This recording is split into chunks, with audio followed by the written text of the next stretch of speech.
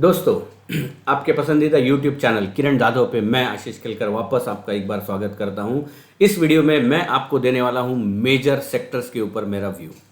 दोस्तों, शुरू करेंगे हम जो बहुत अहम सेक्टर्स है। मैंने सारे सेक्टर्स देखे हैं और उसके साथ साथ मैंने कुछ ऐसे सेक्टर्स ढूंढ के निकाले हैं जनरली जिसके ऊपर मैं व्यू देता हूं। वो सेक्टर्स पिछले हफ्ते में मैंने क्या बोला था ये भी आपको बताऊंगा और उसके साथ साथ अगले हफ्ते में हमें क्या करना चाहिए।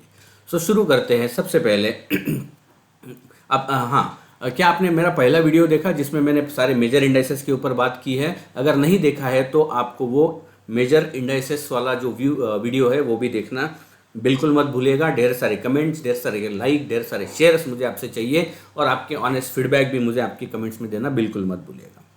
दोस्तों, ये जो इंडाइसेस है, सॉरी सेक्टर्स है, उसके ऊपर बात करना चाहूँगा। सबसे पहले मैं बात करना चाहूँगा प्राइवेट बैंक्स के ऊपर। प्राइवेट बैंक का जो चार्ट स्ट्रक्चर है दोस्तों, अगर मैं देखता हूँ तो मैंने पिछले हफ्ते में बोला था कि 22,000 से लेके 22,500 का रेंज रहेगा। और अगर आप इस चार्ट को देखते हो तो देखिए दोस्तों, ये था 27 यानी ये फ्राइडे था। मैंने अगले 5 दिनों में एक रेंज में बनता हुआ नज़र आएगा। रेंज मैंने दिया था 22,000 से लेके 22,500। उसी एग्जैक्ट रेंज में ऑसिलेशन होता हुआ नज़र आया। तो अगले हफ्ते में क्या ये कंसोलिडेशन कंटिन्यू रहेगा? तो डेफिनेटली मैं मानता हूं कि यस, इसी रेंज में रहेगा। लेकिन 22,610, ध्यान से सुनिएगा, निफ्टी प्राइवेट बैंक 22,610 के ऊपर अगर निकलता है तो अच्छा खासा रैली इस पर्टिकुलर इंडेक्स में और रिलेटेड स्टॉक्स में देखने को मिल सकता है। तो 22,660 इस लेवल की तरफ इस इंडेक्स में आपको ध्यान रखना बहुत ज़रूरी है। सपोर्ट जो निकल के आ रहा है वो है 22,100। 22,100 से लेके अगर उसके नीचे फिसलता है तो हो सकता है बेरिशनेस वापस एक बार इस इंडेक्स को ग्रैब करता हुआ नजर आएगा। अगला जो सेक्टर है वो है निफ्टी कंज्यूमर ड्यूरेबल्स। दोस्तों, मैंने पिछले हफ्ते में बोला था एक बाउंस बैक आएगा। 28,500 का मैंने टारगेट दिया था, वो 28,500 का टारगेट अचीव हुआ।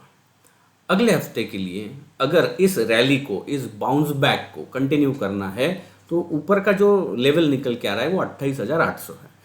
अगर हम अगले हफ्ते में 28,800 टेस्ट करते हैं तो हमारा टारगेट तो अचीव हो जाएगा। वहाँ पे थोड़ा कॉशियस होना ज़रूरी है। अच्छा खासा रैली तब तक हो चुका होगा। बड़े रैली के बाद एक ब्रीदिंग टाइम चाहिए होगा। कंसोलिडेशन हो सकता है या छोटा सा करेक्शन भी बीच में आने की पूरी संभावना है, क्योंकि एक अच्छा खासा बाउंस स्ट्रेंथ बुल्स में आता हुआ नजर आएगा। बीच में कहीं ना कहीं 28,800 के ऊपर वापस स्ट्रेंथ आता हुआ नजर आ सकता है। जो 29,300, 29,000 पहला लेवल तो 29,000 होगा, साइकोलॉजिकल लेवल है, वहाँ पे थोड़ा सा रेजिस्टेंस देखने को मिल सकता है। वहाँ पे रिव्यू लेंगे। 29,000 के ऊपर स्ट्रेंथ और ताकत बढ़ेगी जो इसको सीधा 29,350, 29,400 तक से इस इंडेक्स को लेके जाने की संभावना चार्ट के ऊपर दिखाई दे रही है। निफ्टी ऑटो, ये ट्रेंड लाइन अभी भी कंटिन्यू है, इसके इर्द गिर्द ही घूमता हुआ नजर आ रहा है। पिछले हफ्ते अभी हमें क्या करना है तो दो मेक और ब्रेक लेवल से ऑटो के लिए नीचे की तरफ अगर मैं देखता हूं ऑटो के लिए 15,800। जब तक हम 15,800 के ऊपर है डरने वाली बात नहीं है, क्योंकि अगर मैं अभी भी देखता हूं तो इस बॉटम के ऊपर ही ये बॉटम बना हुआ है। अगर ये बॉटम जो यहाँ पे फॉर्मेशन हुआ है इसका बॉटम 15,800 है, इसके नीचे फिसलेगा तो गिरावट और बढ़ेगी और उसी तरह की बड़ी गिरावट हम इस इंडेक्स में देखने को हमें मिल सकती है। बीच में छोटा सा रेजिस्टेंस एक दिखाई दे रहा है, लेकिन उस वक्त हम बात करेंगे जब वो सपोर्ट लेवल की तरफ आता हुआ नजर आएगा। लेकिन 15,800 अहम लेवल है नीचे की तरफ। और अगर निफ्टी ऑटो को यहाँ से और एक बढ़िया मूव ऊपर की तरफ देना है तो मेरे ख्याल से 16,300 का लेवल इसको तोड़ना होगा। 16,300 के ऊपर अच्छा खासा रैली ऑटो स्टॉक में देखने को मिलेगा। अगला सेक्टर है निफ्टी एफएमसीजी। एक रेंज है, पिछले कई महीनों से एक रेंज एक बार बीच में 51,000 के नीचे फिसलने की कोशिश हुई थी, लेकिन 51,000 के नीचे जा नहीं पाया। देखो, पिछले हफ्ते में मैंने बोला था आपको, ओके, सो पिछले हफ्ते में मैंने 51,000 का रेंज दिया था, अभी भी 51,000 का ही रेंज है। और निफ्टी एफएमसीजी के लिए मैं कहता हूँ 51,000 नीचे की तरफ का लेवल है ऊपर ये जो रैली अभी एक बाउंस बैक देखने को मिल रहा है वो 52,400 52,450 तक जा सकता है, लेकिन फाइनल 52,900, सो 51,000 से लेके 52,900 एक बड़ा लेवल एफएमसीजी इंडेक्स में बनता हुआ दोस्तों नज़र आ रहा है। अगला जो सेक्टर है जिसके ऊपर मैं बात करना चाहूँगा वो है निफ्टी इंफ्रा। निफ्टी इंफ्रा में भी एक अच्छा खासा रैली देखने को मिला। अभी भी मैं ओवरऑल चार्ट स्ट्रक्चर देखता हूँ तो still it is continuing higher top higher bottom, higher top higher bottom. तो ये वापस ऊपर की तरफ निकलता हुआ नज़र आ रहा है और इसको अगर ऊपर जाना है तो 6225, अभी 6175 है, यहाँ से 50 पॉइंट ऊपर एक लेवल है 6225। इसको अगर ये इंडेक्स तोड़ता है तो वापस एक बार 63,020 6320 के लेवल इस इंडेक्स में देखने को मिल सकते हैं। तो 6225 के लेवल की तरफ आपको ध्यान देना ज़रूरी है, ये रैली कंटिन्यू होने की संभावना है। अगला जो सेक्टर जो है जिसके ऊपर मेरा ध्यान है वो है निफ्टी आईटी। दोस्तों निफ्टी आईटी में एक अच्छा खासा करेक्शन हुआ, एक बेस फॉर्मेशन बनता हुआ नज़र आ रहा है और इस बेस फॉर्मेशन में ऊपर की तरफ अगर ब्रेकआउट मिलता है तो हो सकता है यहाँ पे बुलिश वेज फॉर्मेशन बनेगा, लेकिन उसके लिए ब्रेकआउट होना ज़रूरी है और जो ब्रेकआउट का ऊपर का लेवल है वो है 31,100। 31,100 के ऊपर अगर डिसाइसिव क्लोज होता है तो आईटी स्टॉक में अच्छा खासा रुझान देखने को मिल सकता है। और दोस्तों जब इस तरह का फॉर्मेशन आता है ना तो उसमें दो चीज़ें बहुत ज़रूरी ध्यान में रखना चाहिए। पहला, ऊपर की तरफ डिसाइसिव क्लोज यानी ऊपर की तरफ ब्रेकआउट होता है, और अगर इस रेंज के इस वेज फॉर्मेशन के नीचे ब्रेकडाउन होता है तो गिरावट बढ़ने की संभावना होती है। यानी एक कोई तो दिन फाइनल डायरेक्शन तय करता है कि ये इंडेक्स या पर्टिकुलर स्टॉक ऊपर भागेगा या नीचे जाएगा। एक दिन डिसाइसिव मूव वाला कौन सी दिशा में होता है और क्या वो इम्पोर्टेंट लेवल तोड़ता है उस डिसाइसिव मूव के दिन में, तो वो डायरेक्शन तय करता है। तो इसके लिए ऊपर का तरफ का जो लेवल है वो 31,100 है, नीचे का जो लेवल है वो थोड़ा दूर है, इसलिए अभी एक सपोर्ट बीच में जो बनता हुआ नज़र आ रहा है वो करीब करीब 30,200 का है। 30,200 के नीचे फिसलेंगे तो हमें संकेत थोड़ा बेरिश मिलना हुआ दिखाई देगा, लेकिन कंफर्मेशन और उसके नीचे थोड़ा लेवल है वहाँ पे देखने को मिल सकता है। अगला जो इंडेक्स है वो है निफ्टी मेटल। यहाँ पे एक head and shoulder reversal pattern बना था, उसके बाद ब्रेकडाउन हुआ, अभी कंसोलिडेशन हो रहा है। निफ्टी मेटल में अगला जो व्यू है वो ऐसा है जैसा आईटी में मैंने बोला था, सेम उसी तरह का फॉर्मेशन है। ऊपर की तरफ का जो लेवल है वो नीचे की तरफ 6340 का है, लोअर लेवल है 6340। जब तक हम इसके ऊपर है बाउंस बैक आने की संभावना है। अगर हम 6340 के नीचे फिसलेंगे तो ये फॉल निफ्टी मेटल इस इंडेक्स में और मेटल स्टॉक में फॉल बढ़ता हुआ नजर आएगा। तो इस लेवल की तरफ मेटल इंडेक्स में आपका ध्यान होना बहुत ज़रूरी है। And finally Nifty PSU banking. याद है दोस्तों पिछले हफ्ते में मैंने पिछले दो हफ्ते पहले मैंने कहा था कि आपको जब 4800 के आसपास आएगा आपको खरीदारी करने के मौके ढूंढने चाहिए। उसी तरह से हमें अपॉर्चुनिटी मिली। पिछले हफ्ते में मैंने आपको कहा था अगर आपने बाई किया है तो आपको होल्ड करना चाहिए और इस इंडेक्स के लिए ट्रेलिंग स्टॉप लॉस का यूज़ करना चाहिए। दोस्तों हम 4650 तक नीचे गए थे, अच्छा खासा बाइंग अपॉर्चुनिटी मिला, वापस एक अच्छा बाउंस बैक भी देखने को मिला और ये कंटिन्यू होने की संभावना है। तो हमें पीएसयू बैंक में क्या करना है, अभी भी होल्ड करना है और जब तक हम इस इंडेक्स को 4925 के ऊपर देख रहे हैं। 4925 अहम लेवल है जो मेक और ब्रेक लेवल रहेगा इस इंडेक्स के लिए। जब तक हम इसके ऊपर है आपके अगर लॉन्ग पोजीशन है पीएसयू स्टॉक्स में होल्ड करके चलना चाहिए।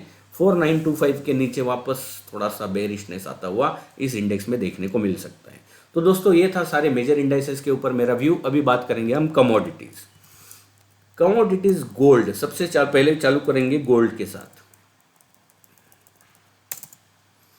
दोस्तों गोल्ड में मैंने पिछले हफ्ते में आपको बताया था कि स्टॉप लॉस को ट्रेल करो, 60,000 का ट्रेलिंग स्टॉप लॉस लगाने की आपको सलाह दी थी। अभी भी ये अप ट्रेंड कंटिन्यू होता हुआ नज़र आ रहा है। अगर आपकी लॉन्ग पोजीशंस है तो आपको 60,500 इस लेवल का trailing stop loss as a use करना चाहिए। जब तक हम 60,500 के ऊपर है स्ट्रेंथ बना रहेगा, 60,500 के नीचे गिरावट और बढ़ेगी, और ये जो ट्रेंड लाइन मैंने ड्रॉ की है उसके आसपास वापस एक बार गोल्ड आता हुआ नजर आएगा। सिल्वर की बात करेंगे।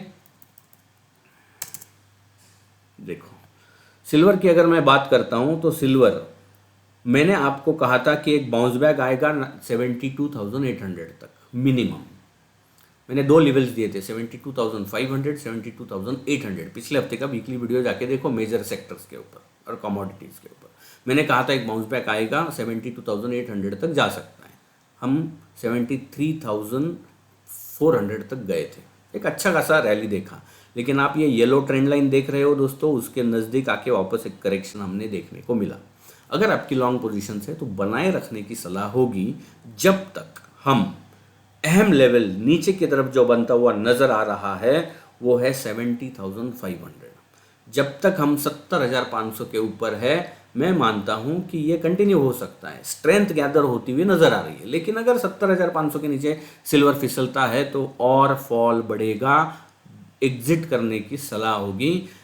आपके सलाहकार से, वित्तीय सलाहकार से आप एक बार डिस्कस कर सकते हो। जो कुछ भी मैं व्यू यहाँ पे देता हूँ आपको आपके वित्तीय सलाहकार से एक बार डिस्कस करना चाहिए, और आपके रिस्क रिटर्न प्रोफाइल के हिसाब से आपको सारे पोजीशंस इनिशिएट करना है। तो आपको आपका पूरा फाइनेंशियल प्लानिंग करने के बाद ही करना चाहिए। Then natural gas.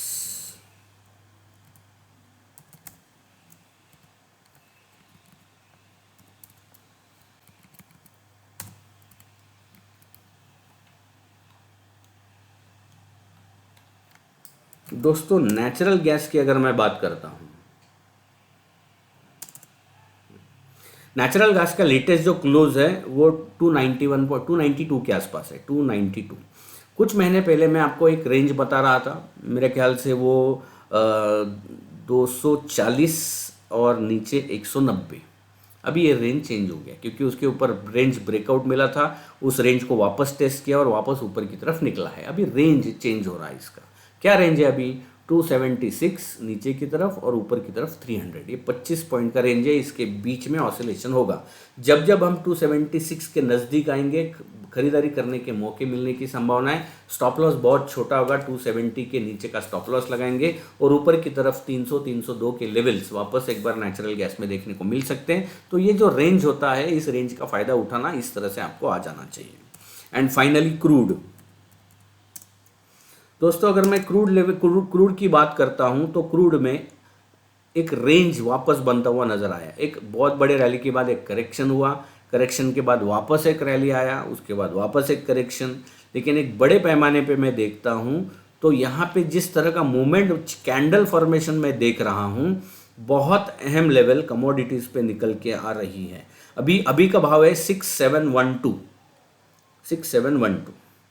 12 पॉइंट नीचे बहुत अहम लेवल है 6,200, सॉरी 6,700, 6,712 अभी प्राइस है। 6,700 यानी नीचे 12 पॉइंट। 6,700 के नीचे डिसाइसिव टिकता है तो क्रूड में एक फॉल देखने को मिल सकता है। तो इसके लिए हाँ एक ऐसा स्लिप आके वापस ऊपर आ सकता है, लेकिन मुझे डिसाइसिव उसके नीचे सस्टेन होना चाहिए 6,700 के ऊपर नीचे। अगर 6,700 के नीचे फिसलेगा तो फॉल आएगा। ओवरऑल चार्ट स्ट्रक्चर में देखता हूं तो मतलब वोलाटाइल सेशन है, इसमें वोलाटाइल सेशन आगे देखने को मिल सकते हैं। ऊपर की तरफ 7,000 7,150 एक स्ट्रॉन्ग रेंज है रेजिस्टेंस का। ऑसिलेशन होता रहना चाहिए 6,700 से लेके 7,150, 7,150, इसके बीच में ऑसिलेशन होता हुआ दिखाई देना चाहिए। ये मेक और ब्रेक लेवल रहेंगे क्रूड के लिए। दोस्तों ये था मेरा सारा व्यू सेक्टर्स के ऊपर, कमोडिटीज़ के ऊपर। मैंने इस वीडियो में आपको कुछ सिखाने की कोशिश की है। क्या सिखाया है मैंने? अगर आपने ये वीडियो ठीक से देखा होगा तो आपको मुझे कमेंट में लिखना है कि आपने इस वीडियो में क्या सीखा। तो दोस्तों देखेंगे कि आपने क्या सीखा है इस वीडियो में। ढेर सारे कमेंट करो और बताते रहो कि आपको क्या सीखने को मिला। और अगर कुछ सजेशन देना चाहते हो तो वो भी आप हमें दे सकते हो, क्योंकि learning is a continuous process. और इसीलिए हमारे कंपनी का जो टैगलाइन है वो है पढ़कर समझ कर निवेश कर। दोस्तों इस हफ्ते के लिए इतना ही, वापस मिलेंगे आप अगले हफ्ते, तब तक के लिए धन्यवाद।